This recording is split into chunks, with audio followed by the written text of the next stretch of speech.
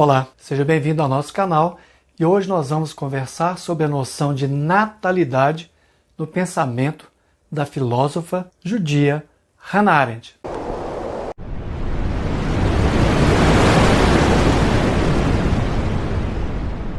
A noção de natalidade em Hannah Arendt é uma das mais importantes contribuições para a sua teoria política. Quando nós nascemos, o fenômeno biológico do nascimento institui o começo de um organismo vivo numa determinada sociedade, numa determinada instituição social, no caso da família. O nascimento biológico altera o ritmo da vida, o fluxo das coisas. E é pelo nascimento biológico que nós renovamos a humanidade. Nesse sentido, o nascimento biológico marca o dia em que, de fato, marcamos a presença no mundo. Arendt chama mundo de mundo comum. Eu prefiro chamar de mundo-mundo. O lugar onde nós estamos efetivamente, onde nós vamos fazer a nossa história, a nossa trajetória existencial, onde nós vamos conviver, onde nós vamos compartilhar valores culturais. Nesse caso, o nascimento, no caso da mulher que tem um filho, diz respeito a uma atividade que é o labor.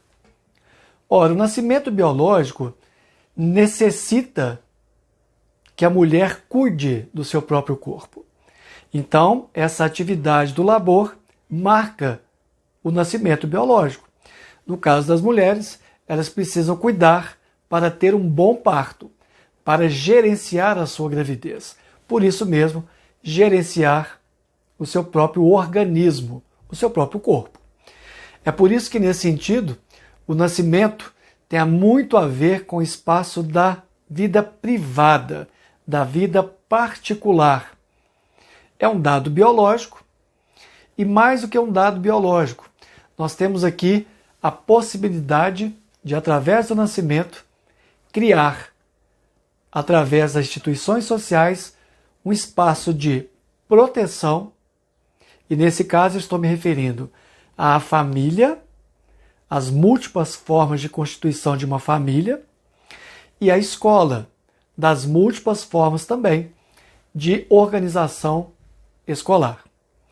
Ora, se o nascimento biológico nos coloca diretamente na atividade do labor, que é cuidar do nosso próprio corpo também, isso significa que estamos no processo de vida dentro de casa, vida escolar, e estamos protegidos socialmente, porque estamos ainda numa fase de preparação para assumir, digamos assim, o espaço público.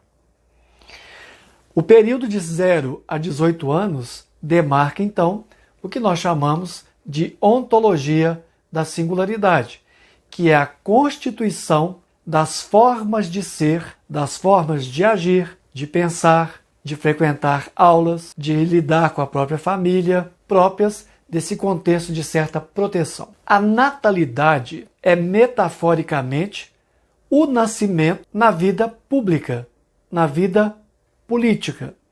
Ou, se quisermos pensar de uma outra maneira, na ontologia da pluralidade. Isso quer dizer que a metáfora da natalidade vem do nascimento biológico.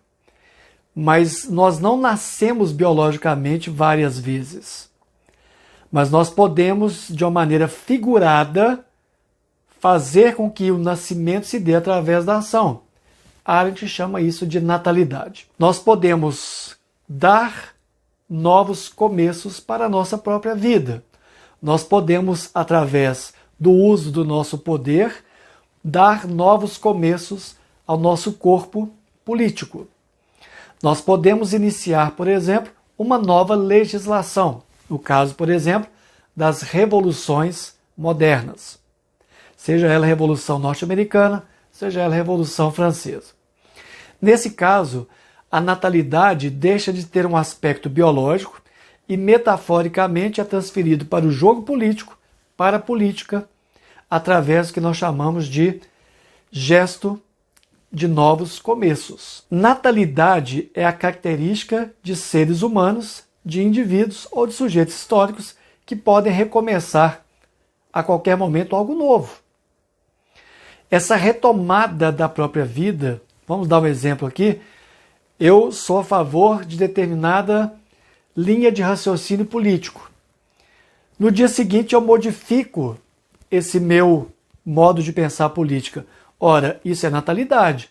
Eu dei início a uma outra coisa, a uma outra performance social. Isso faz parte da natalidade. Da mesma maneira, quando alguém muda de estado civil, quando uma pessoa, através de um processo de descobrimento individual de si mesmo, da sua própria essência, de sua própria forma de ser lá dentro, na sua interioridade, ela passa, por exemplo, por uma redefinição de gênero. É um novo começo.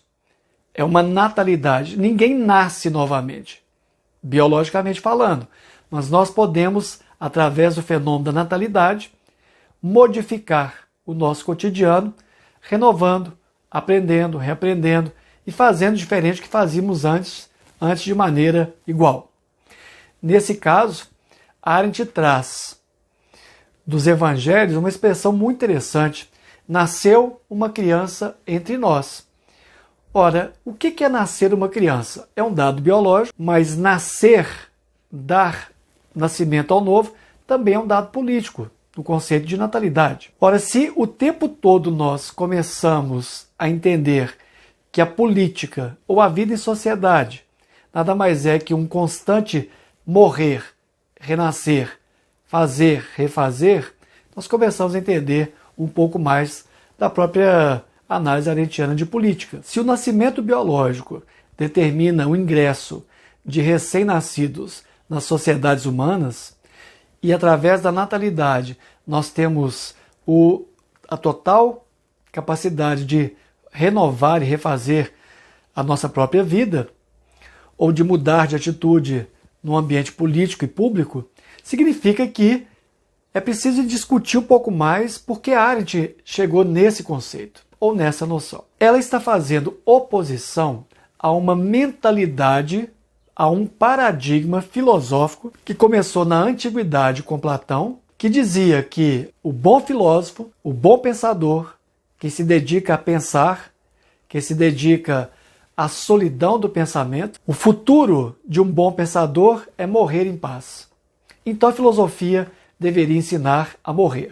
A mortalidade seria exatamente a marca da filosofia platônica. Por outro lado, essa tradição platônica vai passar por outros pensadores, como Cícero em Roma, depois chega até Michel de Montaigne, no seu livro Ensaios, depois perpassa a obra de Schopenhauer, onde a morte se torna a musa da filosofia, e deságua no pensamento de Martin Heidegger. Martin Heidegger foi apropriado por Hannah Arendt em vários momentos da sua reflexão filosófica. Mas é muito importante perceber que ela nunca tratou Heidegger de maneira a simplesmente pegá-lo na íntegra, ou pegar a sua forma de pensar o mundo integralmente.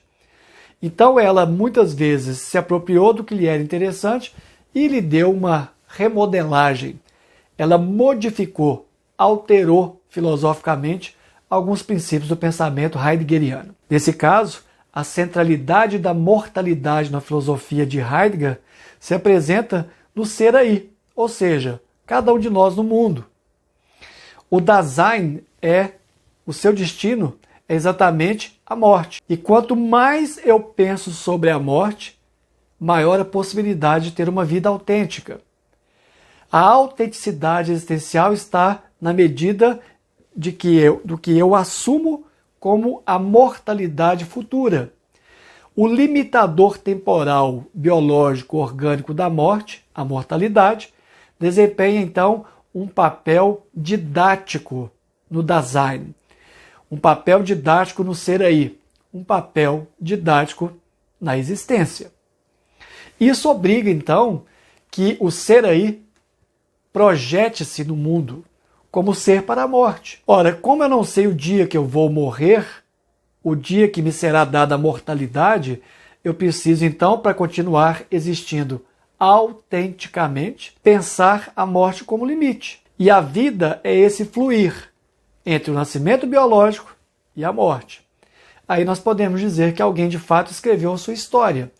A história é quando nós continuamos a projetar. Enquanto vivemos, para a morte, projetamos. Enquanto projetamos, existimos. Enquanto existimos, fazemos história. Arendt não concorda com essa concepção que a mortalidade deve guiar a reflexão filosófica, muito menos a reflexão política, e vai dizer que o centro da filosofia, a centralidade da filosofia, a centralidade da política, está não apenas no nascimento biológico, mas na capacidade do ser humano, na capacidade dos sujeitos em criar a novidade o tempo todo. Essa natalidade, sim, seria então o centro do filosofar do pensamento arendtiano. E mais do que isso, o ser humano não é um ser para a morte, segundo Arendt. O ser humano é um ser para a ação.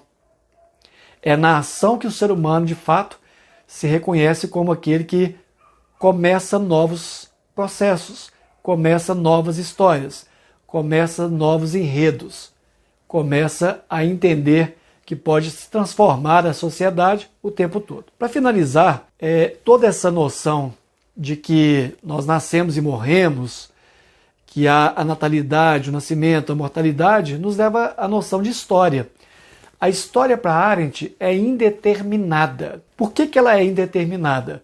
Porque nós não podemos dizer que ela pode ser fabricada por mãos humanas. Ora, a história é um produto, a história é o resultado cronológico de decisões individuais. Ora, no final das contas, a história nada mais é então do que processos iniciados por quem acredita que pode criar novas coisas, criar novos processos, criar novas ações, remodelar o mundo em que vive.